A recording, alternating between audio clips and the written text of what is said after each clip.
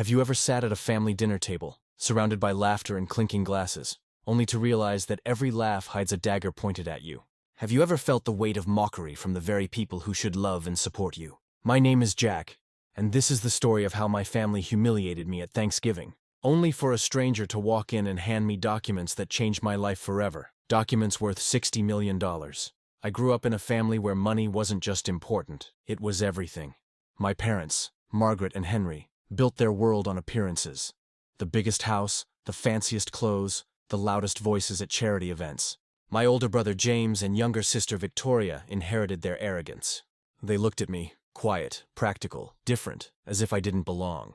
While they flaunted their careers in law, medicine, and finance, I chose a path that didn't impress them. I worked modest jobs, tried to start small ventures, and stumbled more than once. To them, I wasn't Jack, their son or brother.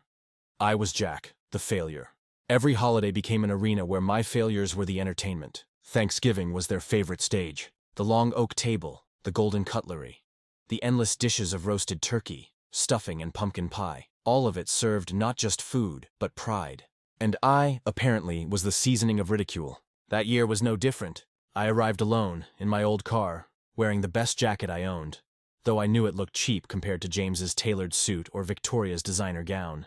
The moment I walked in, their smiles turned sly. "Well, look who finally made it," James sneered. "Did the bus run late?" Laughter erupted. Victoria leaned in, sipping her wine. "Tell us, Jack, how's that? What do you call it? Business of yours? Still bleeding money?"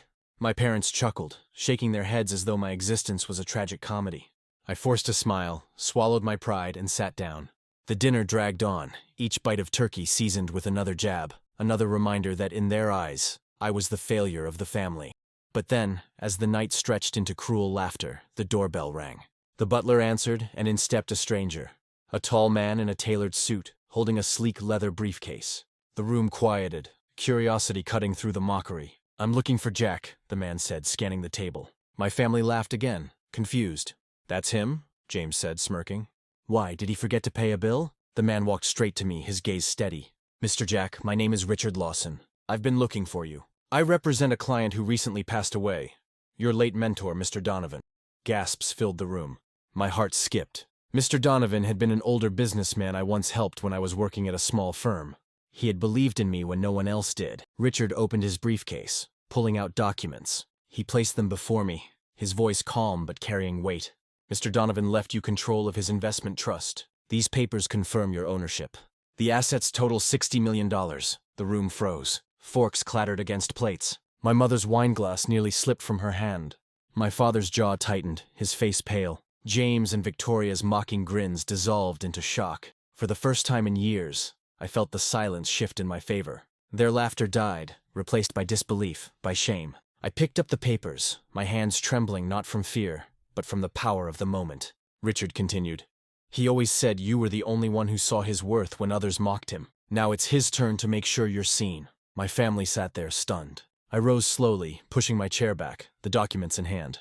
I looked around the table, the same table that had been my battlefield of humiliation, and finally spoke. "For years you laughed at me. You made me your entertainment. Tonight you wanted to mock me again. But this isn't my humiliation. It's yours. You never saw me, but he did."